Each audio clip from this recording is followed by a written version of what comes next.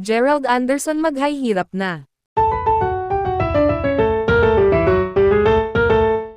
Sa gitna ng patuloy na pag-ikot ng mga intriga at usap-usapan sa mundo ng showbiz, isang matinding pasabog ang bumulaga sa publiko nang tuluyan ng binawi ni Julia Barreto ang lahat ng ari-arian, negosyo, at mga investment na dating nakapangalan kay Gerald Anderson, isang desisyong hindi lamang nagulat ang mga malalapit sa kanila kundi pati na rin ang mga tagahanga na minsang sumuporta sa kanilang pagmamahalan, sapagkat matapos ang mga taon ng pagsasama kung saan si Julia ang naging katuwang, sandigan, at minsan ay tila tagapagligtas sa ilang aspeto ng buhay at kabuhayan ni Gerald, ngayon ay malinaw na malinaw ang pahayag mula sa kampo ng aktres na wala nang natitirang ugnayan sa pagitan nila, maging sa aspetong pinansyal, at ayon sa ilang source na malapit sa aktres, matagal na raw niyang pinag-isipan ang hakbang na ito matapos mapagtanto na ang mga bagay na ipinagkaloob niya noon bilang tanda ng tiwala at pagmamahal ay unti-unting naging pabigat sa kanyang damdamin, lalo na't kasabay ng kanilang relasyon ay ang pagod at sakit na dulot ng mga isyu at tampuhan na hindi na niresolbahan,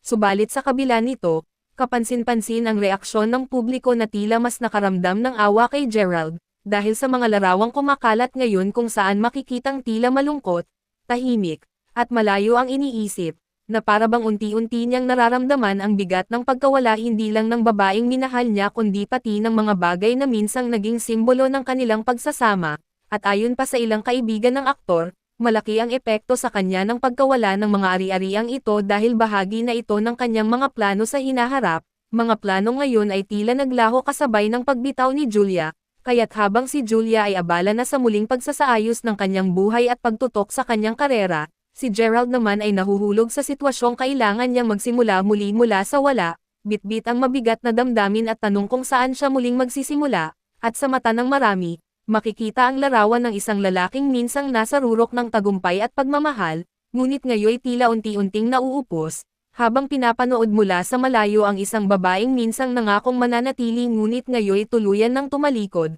dala ang lahat ng kanyang ipinundar at iniwan sa kanya noon, at sa pagtatapos ng kwentong ito, malinaw na sa kabila ng mga material na bagay na nawala, ang tunay na sugat na mahirap paghilumin ay ang kawalan ng taong minsang naging dahilan ng lahat ng iyon.